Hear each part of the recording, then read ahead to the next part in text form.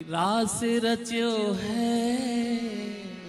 आइए इस दिव्य अवसर पर श्रीमद् भागवत कथा के अमृतमयी प्रवचनों का श्रवण करें और भगवान श्री कृष्ण की अद्भुत लीलाओं से अपनी आत्मा को शुद्ध करें। भागवत प्रवक्ता आचार्य श्री राजेंद्र जी महाराज के पावन मुखारविंद से श्रीमद् भागवत कथा, स्थान चैतन्य विहार, श्रीधाम वृंदावन, मथुरा, उत्तर प्रदेश।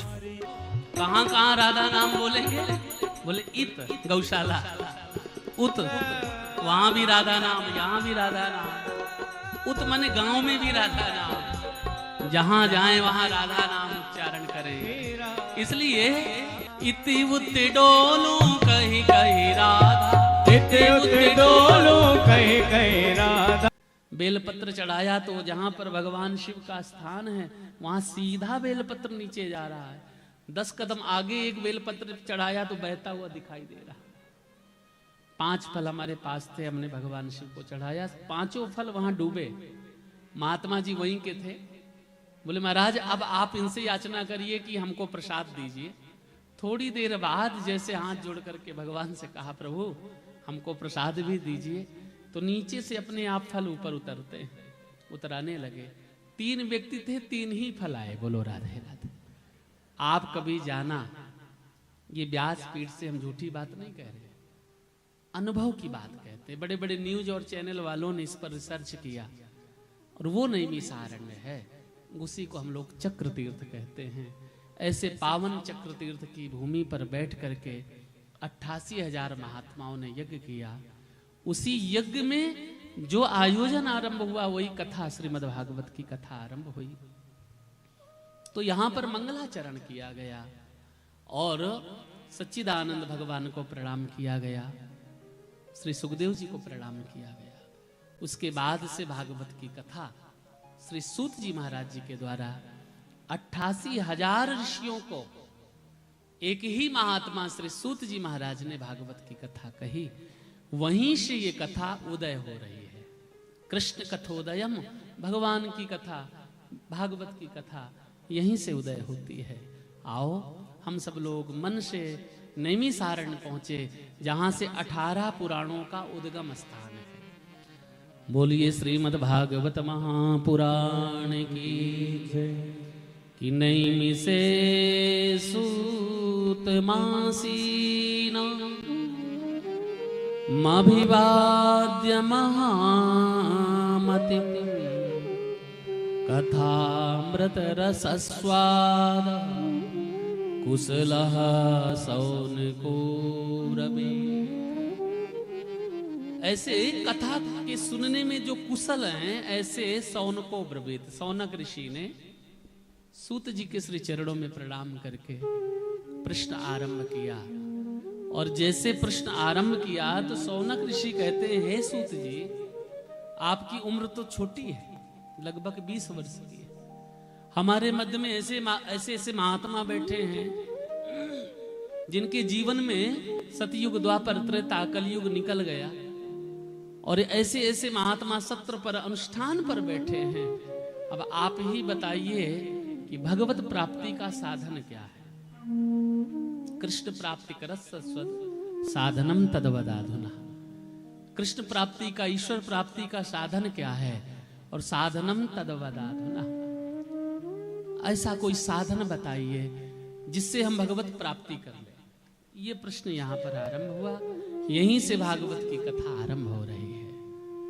सज्जनों, सूत जी महाराज ने भागवत जी को प्रणाम करके सबसे पहले भगवान श्री हरि को वंदन किया कि सच्चिदानंद रूपाय विश्वोत्पत्त्यादि हेतवे तापत्रय विनाशाय श्री कृष्णाय वयं नुमः। श्री कृष्णाय वयं नुमः। श्रीमद् भागवत का पहला श्लोक, और यहीं से मंगलाचरण आरंभ हुआ। श्री सूत जी कहते, ऋषियों हम उस भगवान को प्रणाम करते हैं जो सतचित आनंद रूप में। बोले जो परमात्मा सत भी है, चित भी है, आनंद रूप में। बोले ऐसा परमात्मा कौन हो सकता है? बोले सच्चिदानंद रूपायो विश्वोत्पत्त्यादि हेतवे, जो विश्व की उत्पत्ति करते हैं, विश्व का पालन करते हैं, विश्व का संहार करते हैं।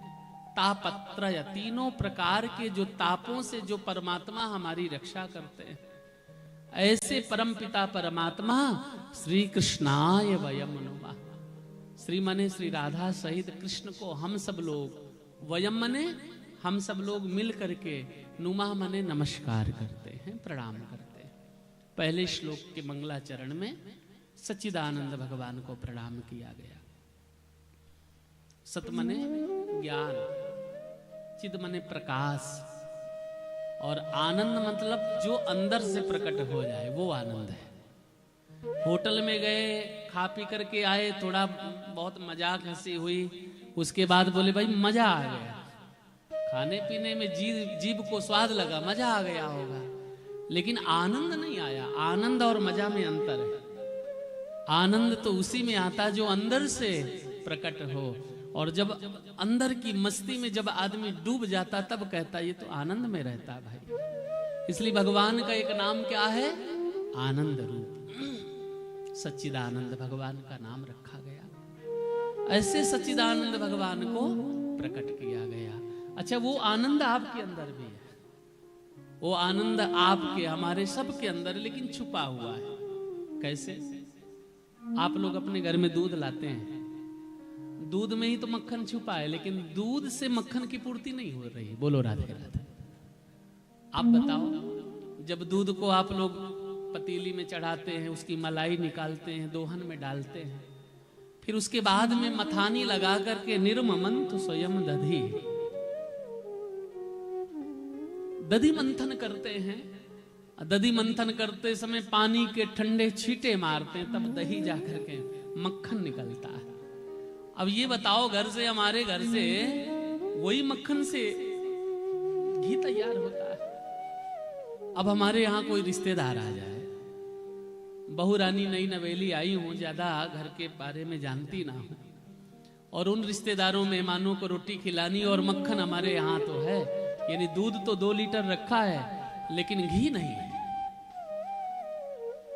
अब वो सासू माँ से बोले बहू कि सासू माँ, घर का घी समाप्त हो गया है, इसी दूध से घी की उत्पत्ति है, आप कहो तो 2 चम्मच इसमें हम दूध चुपड़ दें रोटी में, तो क्या घी की पूर्ति होगी?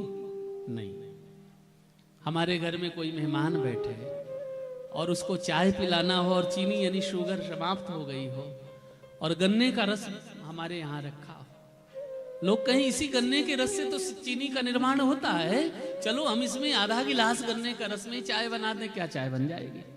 नहीं बनेगी। जैसे लकड़ी में अग्नि समाहित है, हर लकड़ी में आग समाहित है, लेकिन आग के तखत है, आग के बेड है, आग की कुर्सियां हैं, यानी लकड़ी की कुर्सियां हैं, लेकिन उसमें अग्नि समाहित तो आग ही कहा जाएगा। लकड़ी की कुर्सी, लकड़ी के बेड, लकड़ी के सारे संसाधन, लकड़ी के दरवाजे, लेकिन आग नहीं लग रही उसमें। अतिशय रगड़ करे जो कोई, जब तक उसमें अग्नि स्पर्श नहीं होगी तब तक अग्नि नहीं प्रकट हो। ठीक उसी प्रकार से जैसे दूध में मक्खन छुपा है, इक्षुणाम शर्करा, गन्ने के रस में जैसे शर्करा माने चीनी छुपी हुई है, जैसे धातु नाम काष्ठा नाम, काष्ठ माने लकड़ी में अग्नि छुपी हुई है, उसी प्रकार से हम सब लोगों के बीच में आनंद तो छुपा है, लेकिन मुरझाए हुए बैठे हैं। बोलो राधे राधे। क्यों भाई? जब छुपा है तो उसको निकालो। कि अतिशय रगड़ो करे जो कोई, अतिशय रगड़ो करे जो कोई, अतिशय रगड़ो करे जो कोई, अतिशय रगड़ करे जो कोई, अनलो प्रकट चंदन शो, अनलो प्रकट चंदन क्या करना है हमें? जैसे दूध से मक्खन हमें निकालने के लिए थोड़ा प्रयत्न करना है, ठीक उसी प्रकार से जैसे शर्करा यानी गन्ने के रस से चीनी निकालने के लिए मील में जाकर के वो शुगर बनती है, ठीक उसी प्रकार से हमें अतिशय रगड़, सत्संग की रगड़ करनी पड़ेगी। और जब हम सत्संग रूपी रगड़ यानी सत्संग में बाहर बाहर आएंगे जाएंगे, तो निश्चित रूप से सत्संग सुनते सुनते हमारे हृदय में जो आनंद घन रूप परमात्मा बैठे हैं ना, वो परमात्मा हमारे हृदय से प्रकट हो जाएगा। और पूरा हम मुरझाए हुए नहीं बैठेंगे, क्योंकि यदि आप मुरझा गए ना, सूंघता कोई नहीं है फूल मुरझाने के बाद, बीज फलता है सदा मिट्टी में मिल जाने के बाद। इसलिए तटस्थ भाव से आलस आवे तो उसको भगाओ, दत्त चित्त हो करके भगवत कथा को सुने। और जैसे हम लोग भगवत कथा को सुनेंगे तो निश्चित रूप से हम आनंदित होने लग जाएंगे।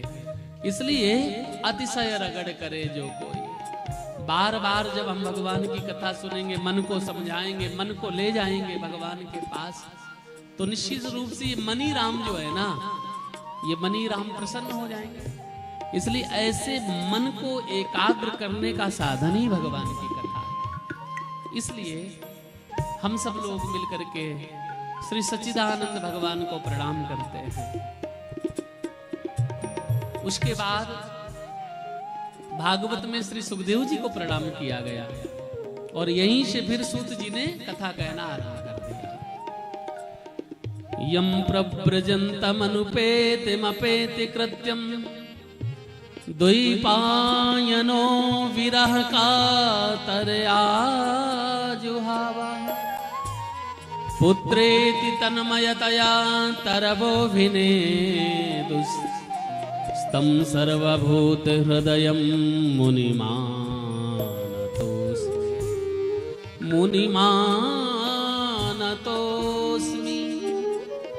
ऐसे श्री सुखदेव जी जिन्होंने भागवत की कथा राजा परीक्षित को सुनाई है, उनको भी प्रणाम किया गया, क्योंकि सुखदेव जी के ही श्रीमुख से निगम कल्पतरोर गलितम फलम, ऐसा भागवत रूपी वृक्ष, भागवत रूपी फल, भागवत रूपी कथा, भागवत रूपी अमृत फल प्रकट हुआ। ऐसे श्री सुखदेव जी को वंदन किया। कैसे? बोले जो सुखदेव जी माँ के गर्भ में 12 वर्ष रहे और इस धरती पर प्रकट हुए, जन्म लिए, जन्म लेते ही माता पिता को प्रणाम करके सीधा जंगल पधारे। ऐसे परमहंस श्री शुकाचार्य जी महाराज के वियोग में, पुत्र के वियोग में श्री व्यास जी पुत्रेति तन्मयतया, हे बेटा, हे बेटा, बेटा बेटा कह करके दौड़ पड़े। और जैसे बेटा बेटा कर करके दौड़े हैं ना, तो तरु मने वृक्षों ने उत्तर दिया, हे व्यास जी आप तो परमात्मा के अवतार हैं। ऐसे बीतराग संत शिरोमणि तुम्हारे घर में पुत्र रत्न के रूप में आया है। ऐसे श्री सुखदेव जी के श्री चरणों में हम सब लोग वंदन करते हैं, प्रणाम करते हैं। तो ऐसे श्री सुखदेव जी के श्री चरणों में प्रणाम किया गया, और यहीं से अब कथा आरंभ हो गई। बोलो वृंदावन बिहारी लाल की जय, जय श्री राधे। ऋषियों ने प्रश्न किया, मंगलाचरण हुआ। गुरुदेव एक प्रश्न नहीं, दो नहीं, अनेक प्रश्न आपसे करने हैं, लेकिन सबसे मूल प्रश्न 88,000 ऋषियों की तरफ से एक ऋषि खड़े होते हैं, जिनका नाम है शौनक ऋषि। ऐसे शौनक ऋषि ने सूत जी के श्री चरणों में प्रणाम करके कहा, गुरुदेव हमारे जीवन में ऋषियों की तरफ से एक प्रश्न है कि कृष्ण प्राप्ति कर सस्वद साधनम तदवदाधुना, ऐसा कोई साधन बताइए जिससे कि हमें प्रभु की भक्ति मिल जाए। ऐसा कोई मार्ग बताइए जिससे हमारा मन भगवान के श्री चरणों में रम जाए, लग जाए। तब श्री सूत जी महाराज ने कहा, ऋषियों मैं अब आपको वो कथा सुनाने जा रहा हूं। सुखदेव जी, सूत जी महाराज कहते, मैं आपको वो कथा सुनाने जा रहा हूं जिस कथा को श्री सुखदेव जी के श्रीमुख से मैंने सुनी थी। बोलो राधे राधे। जब भारत के सम्राट राजा परीक्षित को श्राप लगा, राजपाट का परित्याग करके राजा परीक्षित गंगा द्वार पधारे हैं और वहां पर श्री सुखदेव जी महाराज ने भागवत की कथा कही। उसी सभा पर मैं बैठा था और मैंने भी श्रीमद् भागवत की कथा सुनी। अब वही कथा मैं आपको कहने जा रहा हूं। तो वहां से ये कथा भागवत की आरंभ हुई कि एवं विनिमये जाते सुधाराज्ञा प्रपीयताम् प्रपश्यामो वयं सर्वे श्रीमद्भागवतामृतम्। अब ऐसी भागवत की कथा कही कि बोले देखो ऐसी अद्भुत कथा श्री सुखदेव जी महाराज ने परीक्षित को सुनाई। तो वहीं पर स्वर्ग लोक से सोने के घड़े में अमृत लेकर के देवता लोग पधारे। कहां पर पधारे? सुखताल। जैसे सोने के घड़े में अमृत लेकर के पधारे, राजा परीक्षित के पास पहुंचे। बोले राजन, हमने सुना है कि तक्षका सप्तमे हनि, आज से 7वें दिन तक्षक सर्प तुम्हें डस लेगा और तुम्हारी मृत्यु हो जाएगी। इसलिए राजन, ये स्वर्ग का अमृत हम लोग लेकर के आए हैं और इसके बदले आप विनिमय यानी परिवर्तन कर लीजिए। श्री सुखदेव जी ने कहा कि भाई परीक्षित को तो श्राप लगा है और देवताओं ने परीक्षित से ही ये प्रश्न किया है कि एवं विनिमये जाते सुधाराज्ञां प्रपीयताम्। जैसे अमृत बदलने का कार्य किया कि देखो तुम ये स्वर्ग का अमृत पान कर लो, पी लो, तुम अमर हो जाओगे और इसके बदले विनिमय माने परिवर्तन कर दो। इसके बदले हमको क्या?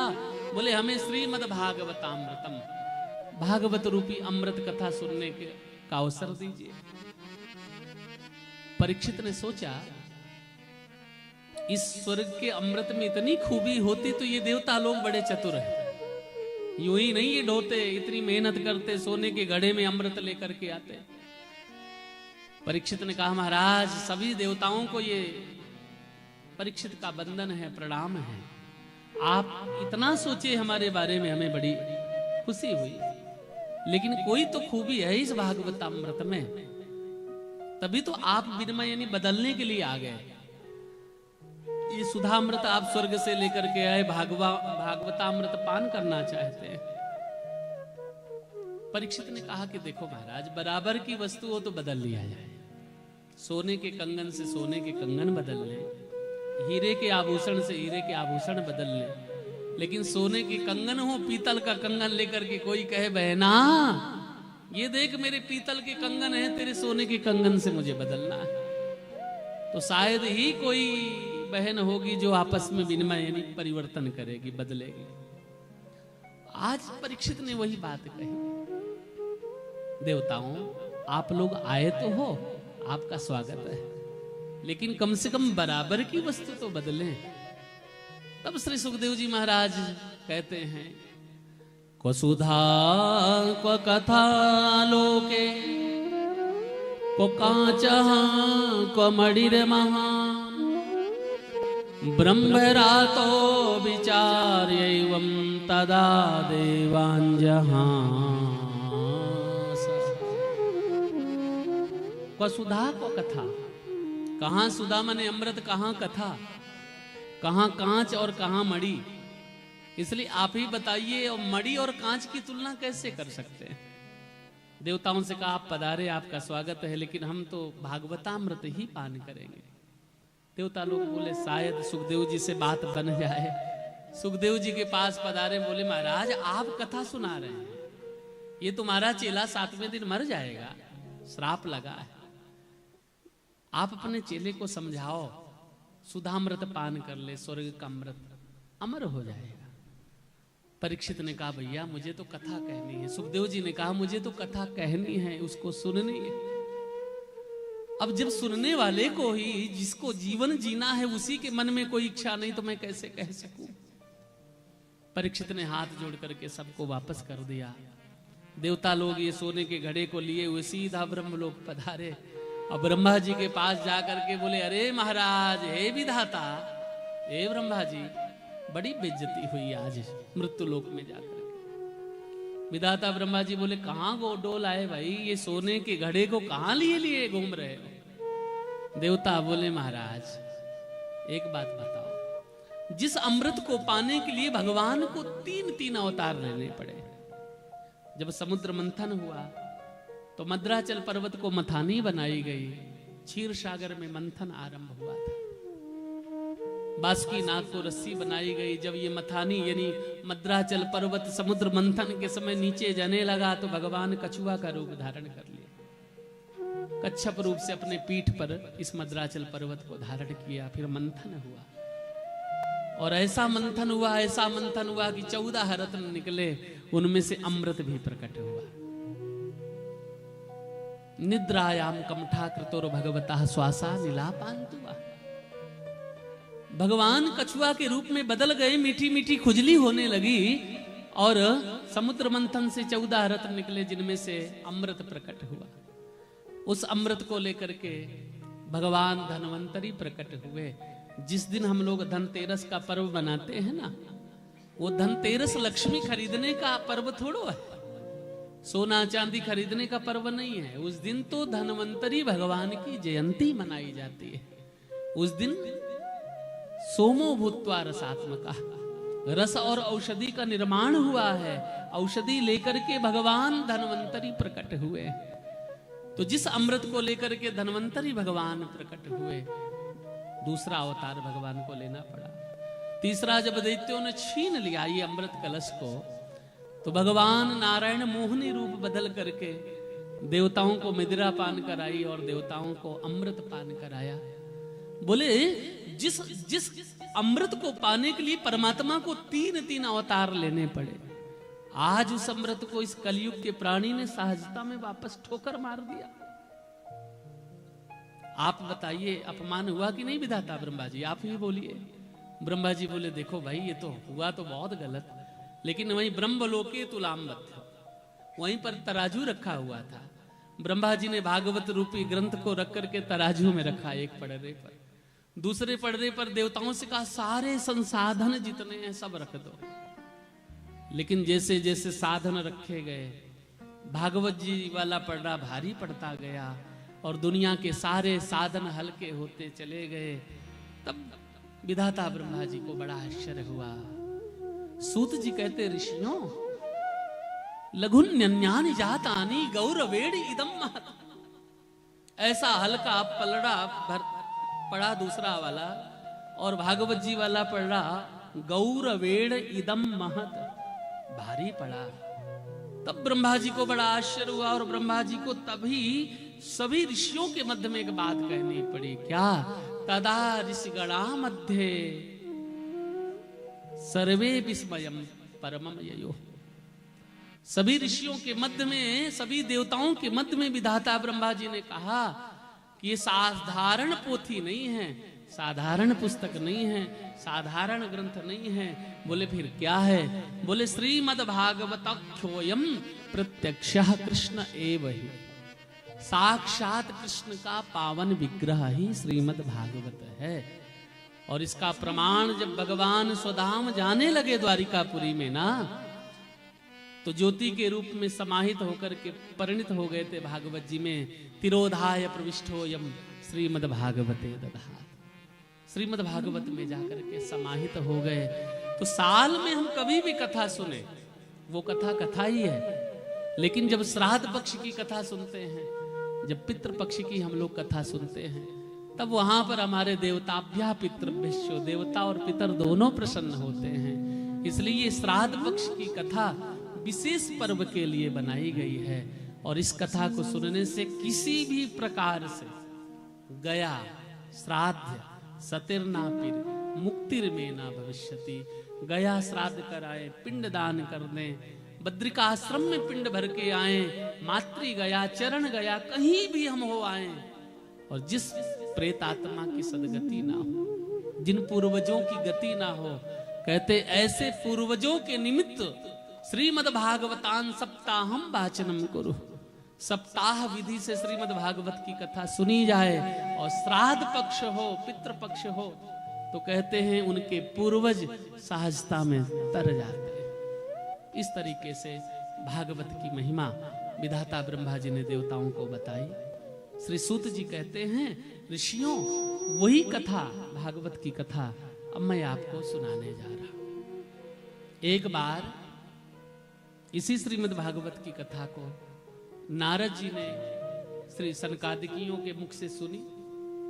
जैसे ऋषियों ने कहा कि गुरुदेव आप कह रहे हैं कि नारद बाबा ने भागवत की कथा सुनी, लेकिन नारद जी 2 घड़ी से ज्यादा कहीं रुकते नहीं, बोलो राधे राधे। और भागवत जी के लिए कम से कम 3 घंटे तो हमको ठहरना ही पड़ेगा, तब जाकर के भागवत की कथा समझ में आएगी। क्योंकि नारद ऋषि को दक्ष प्रजापति का श्राप मिला है। वो 2.5 घड़ी से ज्यादा, यानी 2-2.5 घड़ी से ज्यादा टिकते नहीं, रुकते नहीं। 1 घड़ी में 24 मिनट, 2.5 घड़ी का मतलब 1 घंटा। 1 घंटे से ज्यादा नारद बाबा रुक नहीं सकते। लेकिन नारद जी ने कैसे भागवत की कथा सुनी, ये प्रश्न खड़ा हो गया। नारायण नारायण नारायण श्रीमन नारायण